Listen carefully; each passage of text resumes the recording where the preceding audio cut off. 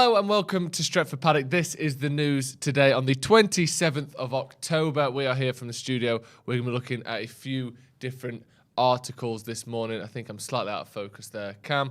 We're going to be looking at Ole Gunnar Solskjaer and his future at Manchester United. Of course, that is the main story in the press this week. There's a few things to talk about here. First of all, Antonio Conte, who's been the main man who's been linked as the successor or potential successor to Ole Gunnar Solskjaer. There's an update on that. There is further talks, further rumours. Henry Winter has come out and written a huge piece on why Conte is the right man for United, which we'll sort of get into maybe why he's written that as much as what he says in that article. We'll also be looking at Harry Maguire, who has been questioned as captain, seemingly publicly, at Old Trafford, say publicly, in front of the rest of the squad at Old Trafford.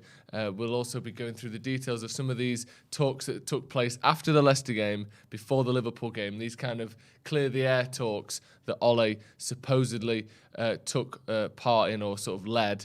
We'll also be looking at Mauricio Pochettino, who, according to one outlet, is becoming, again, maybe an unlikely, but a first choice potentially, and he's still supposedly admired by Sir Alex Ferguson. So we'll be looking at all that. We'll be looking at the latest stories. Let's start then, like I said, with this on Harry Maguire. This is coming from the Daily Mail. They've said that one unnamed Manchester United star is questioning Ole Gunnar's decision to call Harry Maguire captain 6 months after joining, as more reports of dressing room disharmony emerge. A lot of this, to me, smacks of, now that things are going wrong, all the journalists are going to all their sources, and they're saying, what's going wrong? Tell us everything that's going wrong. It also sounds like there are some players that are now they see that the building is crumbling a little bit. They go, we can sort of say what we want here. Let's throw the manager under the bus. Let's tell everyone all the problems that we've had. That's my worry for Ole Gunnar Solskjaer as much as anything. Obviously on the pitch is concerning massively. But when you sort of see those final days of Rome where this player's willing to come out, this agent's willing to come out, all of a sudden, all of the journalists have loads of sources on all of these sort of terrible goings-on within the club, that's when you start to worry, because those things happen all the time. Not necessarily, big talks where it's what's going wrong, but people fall out in training, people punch each other in training, people scream at each other, coaches storm off, players storm off. These things happen all the time in football, but usually they're kept under the rug. And when the players and the staff and the sources are willing to come out and tell you how bad things are, that's the concern, because all of a sudden they think, this has gone to shit anyway, I'll just come out and spill the beans. That's how you kind of know things are not well at Manchester United. But they go on to say the discontent at Manchester United continues, with under-fire manager Ole Gunnar Solskjaer reportedly questioned by one first-team player over why he appointed Harry Maguire as captain of the club. These talks that took place between the defeat against Leicester City on the 16th of October and was followed by the defeat against Liverpool on Sunday. And according to that report, a clear-the-air meeting between players and management occurred just 2 days after the Leicester result, with players not holding back on their opinions. The Times and the Daily Mail claiming that one member of the squad was irked that Harry Maguire had been given the captain's armband just 6 months after joining the squad. We can guess all we like at who that may have been. Could have been De Gea, maybe. Could have been Paul Pogba, maybe. We're just guessing at more sort of senior figures at the club. Rashford, again, another one who, potentially could have seen himself as a captain of Manchester United. To me, though, like I said before, one player saying, Maguire shouldn't have been captain, or why have you made him captain? He's only been here 6 months. One disgruntled player out of 25 players, plus, depending on how many, youth players were there at the time, isn't a big deal. I don't think that's a big deal. But what is a big deal is we are finding out the details of these private conversations that were being held within the club, because people think it's fine, and people think we're at a point where we can just spill the beans, get old sort of information dragged back up, get rumours going, and just sort of tell the journalists everything. That's my concern. Because one player going, what have you effing made him captain for? He's only been here 6 months. I get that. When he was made captain, I'm pretty sure all of us on this channel said, that's a bit soon. And then you kind of went, well, who else would it be? Because De Gea has been poor at that time for, a season or two. Rashford's still quite young. Pogba's never really lived up to the billing. There were no obvious alternatives at the time. when Ashley Young left the club. So I do understand why they went to Harry Maguire, but we all questioned it. And the fact that someone is still questioning it within the club, someone who potentially would have wanted a stake or made a stake to be that club captain, that doesn't surprise me. Let me know what you think in the comments anyway to this questioning of Harry Maguire becoming captain. To me, it's a questioning that makes sense.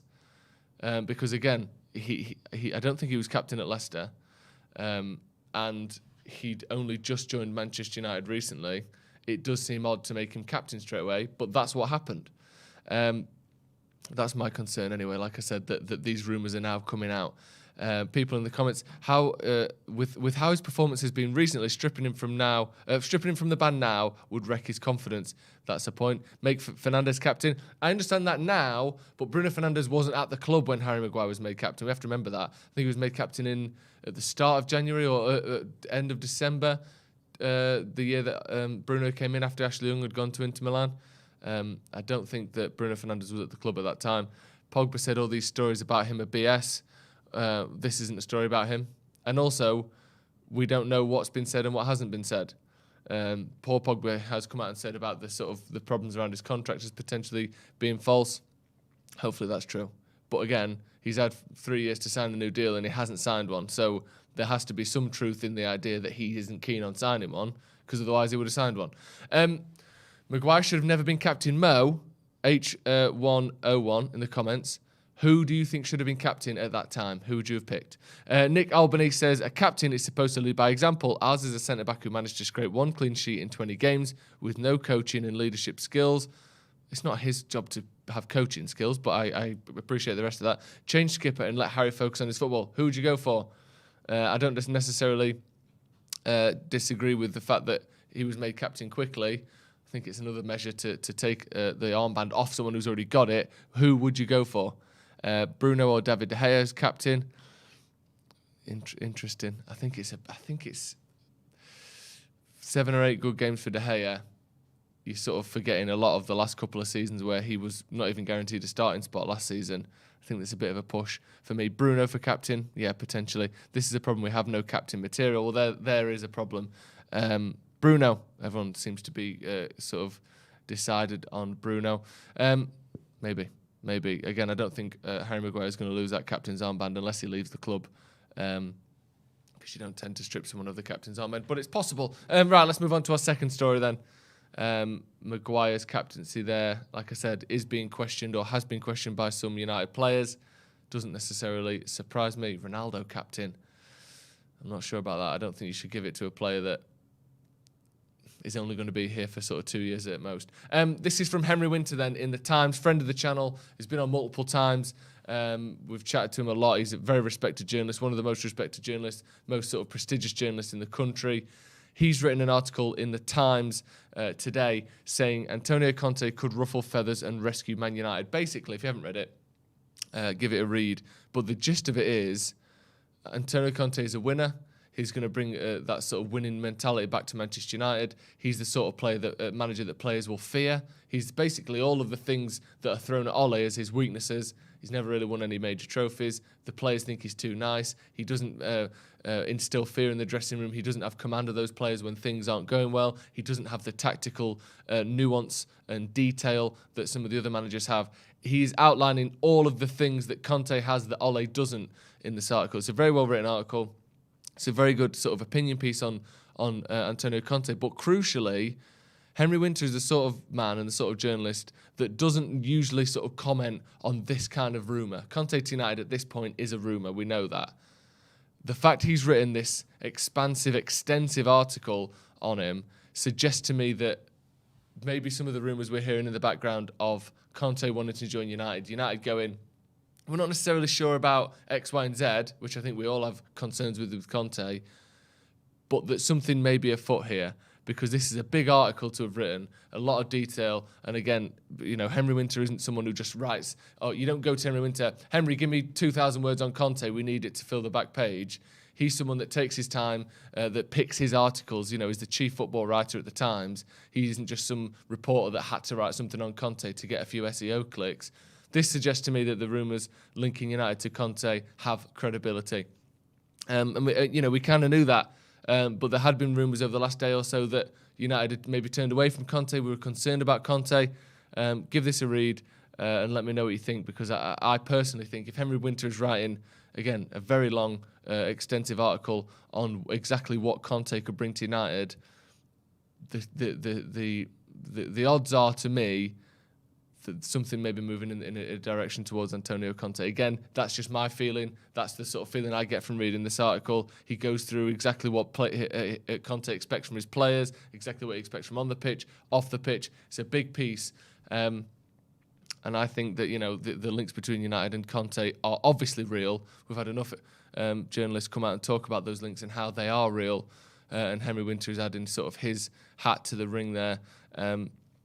And again, I don't think these rumours are going to go anywhere. We heard rumours that Ole's got 3 games to save his job. So what's that? Atalanta, City, and Spurs are the 3. Is the stream gone off, Cam? I don't know if you can still hear me, but the camera's gone off there. So the rumours are that Ole's got a certain amount of time to save his jobs. 3 videos. There you go, video back. 3 games to save his job. He's got City, he's got Spurs, and he's got Atalanta. That doesn't make sense to me, because let's say what would be a good result against Atalanta? We've got to beat them. But, you can draw away at Atalanta, and that's not the worst result. So let's say we get a draw there. Let's say we beat Spurs. Let's say we draw against Man City. Yeah? That's 5 points from those 3 games. Is that enough for him to save his job? Does he have to win all 3? Even then, if he wins those 3 and loses the next 2, he's not... I think we're past the point of no return with Solskjaer. And I've defended him, and again, if it was my choice, things may have gone differently. I don't know exactly, because losing 5-0 to Liverpool changes things. I appreciate that. But I think that regardless of how these next few games go, unless he wins 10 in a row, which, just looking at the fixtures we have, is almost impossible, I don't see how he comes back from this. Them saying, you've got 3 games to turn it around, how does that make sense?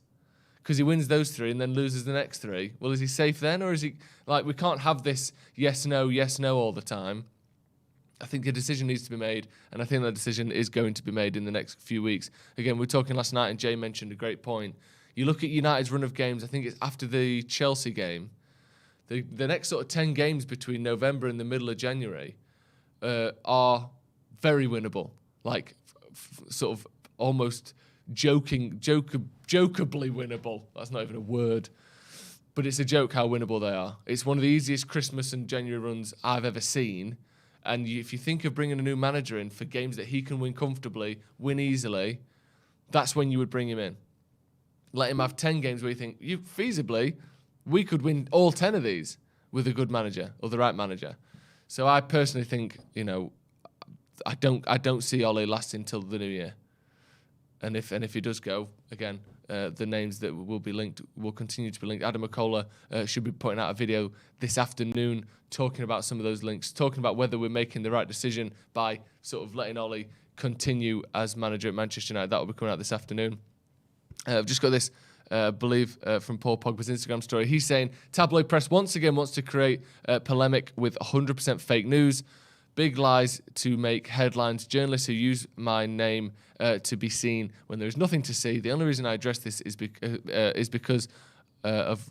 the only reason I address this BS is out of respect to my coach, club and fans, to send you a clear message. The less you read these people, the better you are. They have no shame and they will just say anything with no basis at all. I assume that is in regard to rumours that Paul Pogba will only sign a new deal if Ole is not the manager of Manchester United. I think we've been trying to get Pogba to sign a new deal for about 3 or 4 years now. So maybe it's nothing to do with Ole. Maybe he wants to leave anyway. Maybe he's going to sign a new deal even if Ole stays. All we know so far, we've got his side of it, which hopefully carries more weight than the journalist side. But again, you don't know these days. All we've got so far is he is in the last 7 months of his contract. He hasn't signed a new one. That's the facts. And let's leave it at that. Let's move on then to the Daily Star with an interesting article here. The reason I bring them in, obviously, the Daily Star, not the most reputable of sources, but it's an angle I've not seen yet in this sort of potentially post Ole Gunnar Solskjaer era of Manchester United, if he is to get sacked, which again, a lot of even reports saying that he's safe have the words "for now" in them. This is from the Daily Star, like I said.